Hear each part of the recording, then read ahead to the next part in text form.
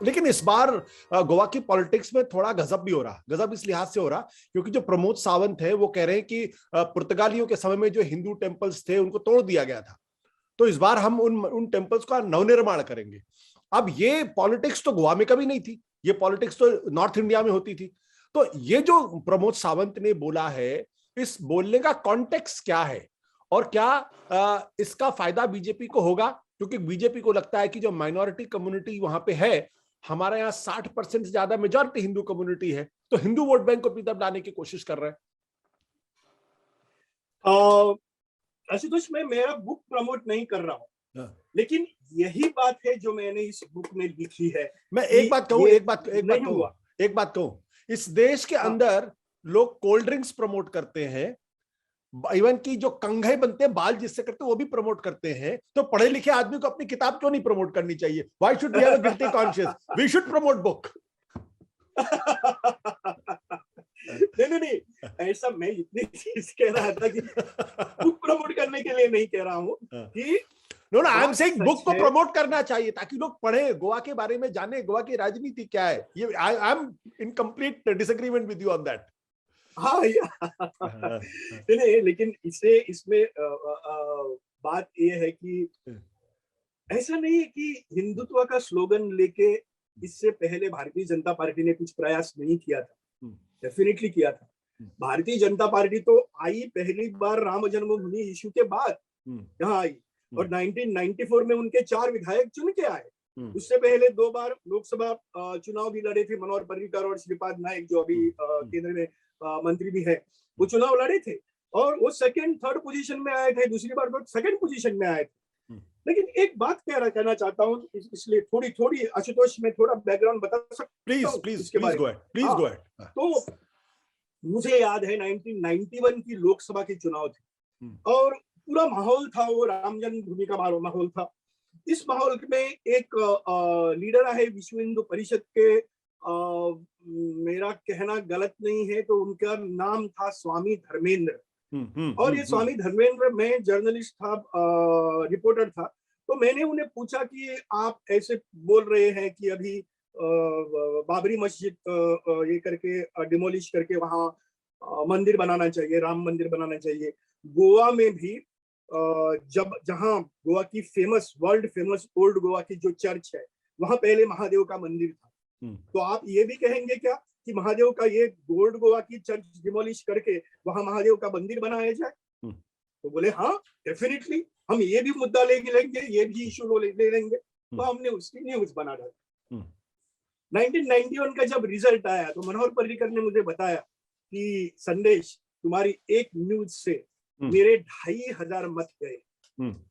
और ये 2500 जो मत उनके गए थे वो सिर्फ ईसाई लोगों के तो जाने की तो संभावना ही नहीं थी। ईसाई लोगों के वोट कहाँ जाएंगे? वहां तो पूरा हिंदुत्व का माहौल था, तो ईसाई लोग तो बीजेपी को मत नहीं देंगे।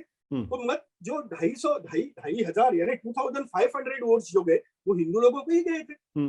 तब से थोड़ा धीरे मनोहर पर्रिकर को एक एहसास हो गया कि ये हिंदुत्व का एजेंडा आगे लेके आप मत नहीं ले सकते हैं, आप पावर में नहीं आ सकते। फिर भी 2002 में जब मनोहर पर्रिकर पावर में आए थे तब उन्होंने एक बीसीडी निकाली गोवा के मुक्ति गाथा पर, और गोवा की मुक्ति गाथा की बोल के कैसे मंदिर तोड़ डाले पोर्तुगीज ने, कैसे उनका धर्मांतर किया, उनको ईसाई बना दिया, इस पर ज्यादा स्ट्रेस दिया और ये बीसीडी बहुत कंट्रोवर्शियल बन गई। और इतना इसके ऊपर गजब हो गया कि मनोहर पर्रिकर को वो बीसीडी विड्रॉ करनी पड़ी। ये भी, और ये प्रेशर था सब लोगों का था, गोवा के पूरे सब लोगों का था, उनका प्रेशर था, उन्होंने उसको कंडेम किया था। तो उसके बाद आज तक भारतीय जनता पार्टी भी जो कुछ पावर में आई है वो सब लोगों को साथ में लेके और उनका सॉफ्ट हिंदुत्व का एजेंडा भी बाजू में रख के वो सत्ता में आ सकती है। मैं आपको एक एग्जांपल देना चाहता हूं 2012 का। 2012 में पूरा एंटी कांग्रेस माहौल था और कांग्रेस को घर भेजना। तो वो टाइम ऑल्टरनेटिव कौन था? Manohar Parrikar, who was fighting corruption, who was a moralistic leader. जैसे अरविंद केजरीवाल दिल्ली में बने बाद में, उससे पहले हमारे गोवा में अरविंद केजरीवाल थे, उनका नाम था मनोहर पर्रिकर। तब 2012 में आपको मालूम है गुजरात मॉडल था, और गुजरात मॉडल के लिए मोदी कहां पहुंच गए थे, और उसके बाद वो प्रधानमंत्री भी बन गए। मनोहर पर्रिकर ने 2012 की चुनाव में नरेंद्र मोदी को चुनाव की कैंपेन करने के लिए नहीं बुलाया, क्योंकि उससे नुकसान हो सकता था, इसलिए नहीं बुलाया, क्योंकि वो हिंदुत्व के लीडर थे। तो ये हिंदुत्व का स्लोगन लेके आगे नहीं जा सकते, ये करके ही मनोहर पर्रिकर पावर में आ सके। इसीलिए अगली चुनाव में 2017 में 13 में 7 लोग माइनॉरिटी के थे, और इससे पहले भी मनोहर पर्रिकर ने जो सरकार बनाई है भारतीय जनता पार्टी की, वहां मुस्लिम और ईसाई लोगों को साथ में लेके बनाई है। अभी ये लोग जा रहे हैं, तो अभी मोदी की सरकार भी है ऊपर, बहुत पूरा माहौल ही बहुत कम्युनल बन गया है।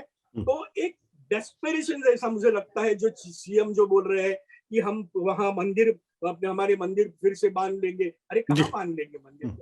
जो बड़े बड़े मंदिर थे, वो मंदिर के यहाँ चर्च आई है, चैपल्स आई है, तो ये तो आप तोड़ नहीं सकते। तो क्या कहना क्या सकते हैं, क्या कहना क्या चाहते हैं आप? हाँ, तो इससे भी लोगों की बहुत ही अलग अलग प्रतिक्रिया है, इसके ऊपर बहुत ही तीखी प्रतिक्रिया है लोगों की। और ये एक, मुझे लगता है कि ये बीजेपी अपना वीकनेस दिखा रही है, अपनी कमजोरी दिखा रही है, और एक फ्रस्ट्रेशन दिखा रहा है, क्योंकि कुछ भी करके चलो अभी हिंदुत्व की ट्राई करेंगे, बाकी से तो ही नहीं चलेगा, एंटी करप्शन तो नहीं चलेगा, क्योंकि इतनी करप्ट सरकार को आज तक किसी ने नहीं देखी, बाकी तो नहीं है, मनोहर पर्रिकर जैसी व्यक्ति भी नहीं है, चलो ये देख के तो करेंगे। ऐसा एक डेस्परेशन इसमें दिख रहा है, और कुछ नहीं। सत्य हिंदी का ऐप डाउनलोड करें गूगल प्ले स्टोर पर।